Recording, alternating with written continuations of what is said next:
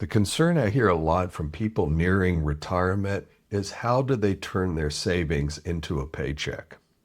But the real fear is the what-ifs. The uncertainty with conflicting advice fuels a lot of this anxiety. In this video, I'll share what I do with the goal of creating a system that will address these what-ifs and give you peace of mind. If you're new here, welcome. I'm James Harrington. My background is in operational risk management, work that focused on designing systems to protect people from life-threatening hazards. Successful investing is no different. There are hazards that can kill your financial security if they aren't known and managed. As a fellow investor with decades of experience, I use this channel and my newsletter to share what I do to manage investing risks. Let's begin today's topic.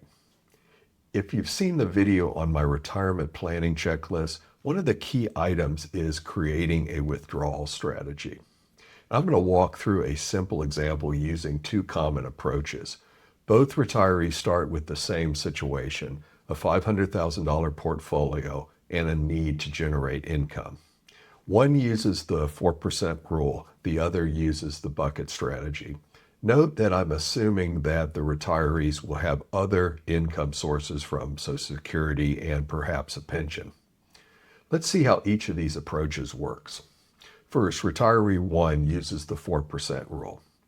This 4% comes from research showing that historically a retiree could withdraw 4% of their portfolio in the first year of retirement, then increase that amount each year with inflation.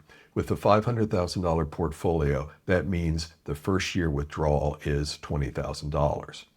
This amount becomes the retiree's annual income from their investments, and a typical portfolio might look something like 60% stocks and 40% bonds. Each year, the retiree withdraws money from the portfolio to generate income. Some years, the markets will perform well and the portfolio grows. Other years, the market falls and the portfolio shrinks. The idea is that the portfolio continues to be invested while withdrawals occur. The strength of this approach is in its simplicity. One number, one withdrawal rate, a disciplined system.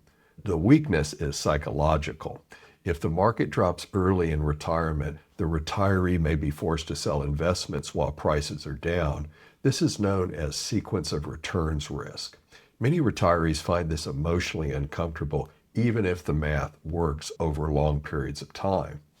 Now, retiree 2 uses the bucket strategy.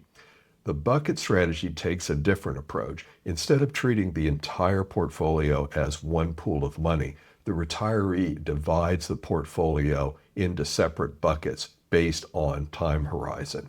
Using the same $500,000 portfolio, it looks like this.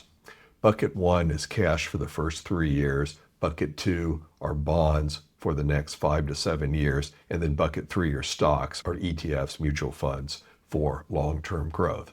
For example, with the $500,000 portfolio, $60,000 is going to be in cash, $140,000 in bonds, and $300,000 in stocks. The retiree withdraws money from bucket 1, the cash bucket. When markets are strong, money from stocks and bonds replenishes the cash bucket. If markets decline, the retiree continues spending from the cash reserve and waits for markets to recover before selling stocks. The strength of the bucket list is psychological. The retiree can look at the cash bucket and see several years of income already set aside.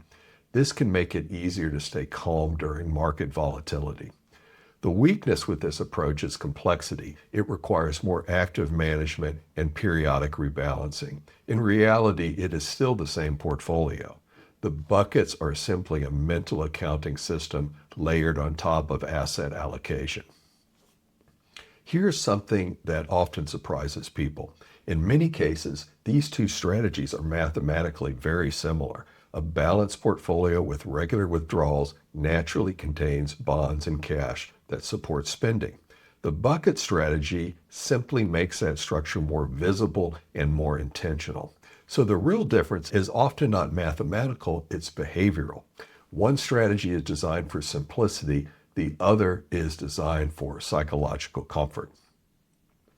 I think the most important retirement question to ask yourself is, what strategy will I actually follow when markets get scary? The biggest risk we face is making bad decisions from a place of fear. This is where I think the bucket strategy is the clear winner.